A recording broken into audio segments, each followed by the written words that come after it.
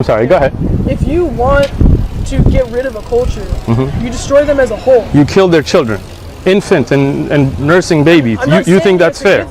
It's in the Bible, it's in the Old Testament. How are you? So are you saying what God did is what is wrong? God ordered this as something wrong? No.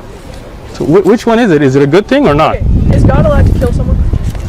Are you saying is he allowed? Yeah, is he allowed to kill someone? God can do whatever he wants. Okay, so he can do whatever he wants, right? Okay. Is he allowed to wrong people? No. So is he allowed to justly kill someone? Is that a question? Yes. Yes. Okay. Again, so let me just preface that. I don't put any restrictions on God. Okay. Okay? But what I do believe, as my belief, is God is merciful, he is just, and according to his justice, he doesn't punish others for the sin of others. Meaning, my belief is that I wasn't born sinful. Reason is, I didn't do anything at birth. So if Adam ate something he shouldn't have, he was responsible for that. That's between him and God. If my father did something wrong, you can't kill me for it. If I did something wrong, you cannot imprison my kids for it. To me, that's unjust, and to me, God is not unjust. Well, I think your understanding is different from ours. So sure, probably. I mean, I don't believe that you should kill innocent nursing kids. What is the sinful nature of us? Sure. So and what that is that it's evil knowledge. So the knowledge of sin gets passed down from the first man, Adam and Eve, I'm going to be respectful and let you finish, so I'm just going to listen. So evil knowledge, right? And so who was the first one? So Cain killed his brother Abel, and it just gets worse and worse from there. Gotcha. Right? So it's evil knowledge. So we have a desire because we have... Excellent. Yes, I agree with you so far. We have evil knowledge. Okay. And we have a desire to, do this evil knowledge. Yes. So that's our sinful nature. So can I ask you a question on that? So that's the part of us. So is having a desire sinful in itself, or acting out on that desire? So let's say you want to fornicate. Let's just, for example, I'm not saying you do. Let's say you do. Is that desire by itself sinful, or if you go and perform? Let's talk legal, right? Yeah. Okay. So let me ask my question clearly first, so that you can give me a clear answer, right? Let's talk about just law, right? Okay. Let's say you think about robbing this gentleman here. You think that's a nice bike, I'm gonna rob him. Is that thought enough for you to be punished? Or if you actually rob him, then we would say you did something wrong. So he's answering, please. And if you're gonna just walk away when I talk, then we're not gonna have a conversation. Okay, thank you. So, in Islam, in our belief, we believe that all humans have temptation. We have what's called the nafs. But you're not accountable for it until you act on it. So if you don't act on your evil desires, you're not a sinner. Everybody has temptation, right? But not acting on it is a virtue. The difference between us and some animals that would just follow their desires is you control your desires. You could rob somebody, but you don't. And that's a virtue. That doesn't make you sinful. A child that's born has no knowledge. That child knows nothing. He only has the genetics and the fitra that they are born with. Okay? So that child is innocent. If you ever seen a child be born, that child is innocent. You teach the child. If you teach the child to be in a good, let's say in your case, a Christian family, you teach him morals, you teach him right from wrong, then even when he has desires and he lives as a good person, you don't tell him you're a sinner. No, you tell him that's great that you have conquered your desires and controlled yourself from the evil that may have tempted you. Okay? Now, that same child, if he is raised in a crack house with drug dealers and gang members, and they teach him evil, that same child will then be raised in an evil way, doing evil and giving in to his desires, and that would be bad. So that child at birth is not a sinner. That child is innocent, he's pure. He doesn't deserve to be killed because his culture was bad. That's a beautiful creation of Allah, of our Creator, right? This is my belief.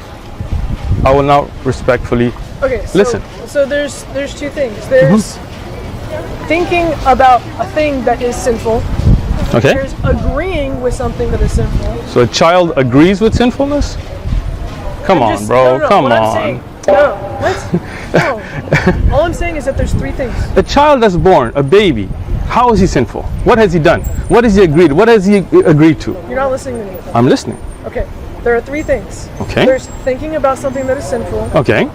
There is agreeing with something that is sinful, Okay, and there's doing something that is sinful. got it. Two of those makes you a sinner. Okay, which two are those? Just to be clear. Agreeing with something that is sinful Okay, and doing something that is sinful. those two make you. Jesus was tempted. You can be tempted, and the reason why it hurt him mentally and physically and emotionally was because it showed the things that he could have without the work to put Got it. into it. And Okay. so the devil actually put sinful thoughts into his head. Into Jesus. Yeah. Into God. Yeah. According So to the according to devil- you. The The man man. Jesus. But he is God, right? Yeah. Okay, so So he the put- devil put evil thoughts He was into the mind of God. Completely human, Yes. completely God. Yes. Okay, so did I say something incorrect? No. Okay, That's good. from your belief, not my belief, but Right. So even Jesus was tempted as a person. Mm-hmm. So it is possible to think about sinful things, that doesn't make you sinful. but it doesn't make you sinful. But Yes. the Bible also says that there is no one that is good, no, not one. So we have all sinned and fallen short of the glory. Jesus isn't good. No, except for God. The Bible says nobody is good except for God.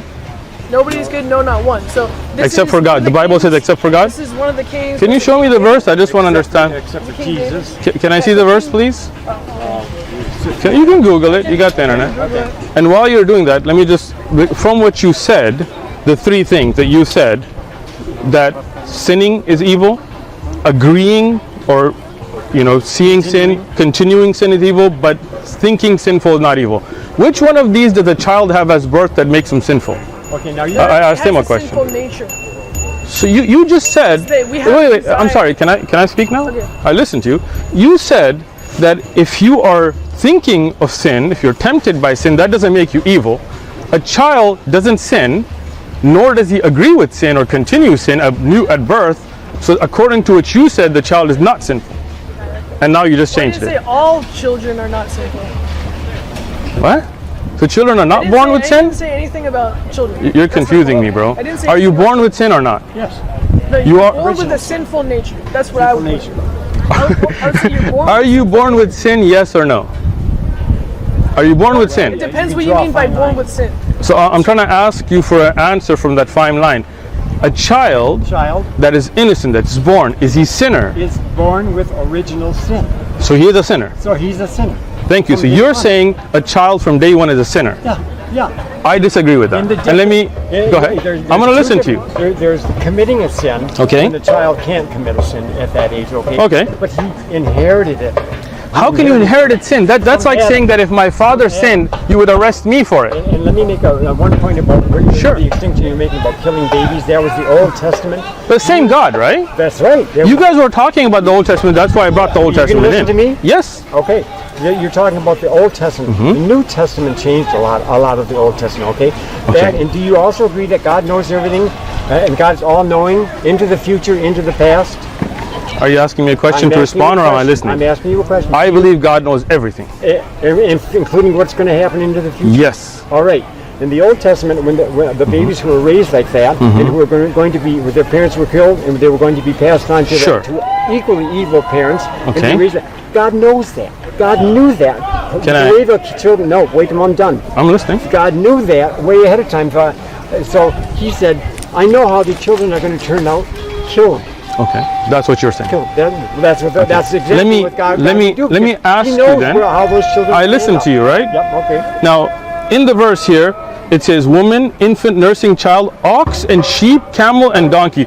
So are those camels and donkeys also going to be turning out Making a evil? point. He's making a So those animals were killed without that. Don't mind. They don't mind. They don't mind. No, because Okay. they don't have a soul. So, okay, so now what you're saying is that God ordered the killing of infant children, newborn children, and ox and sheep, because he knew that that whole community was going to become evil.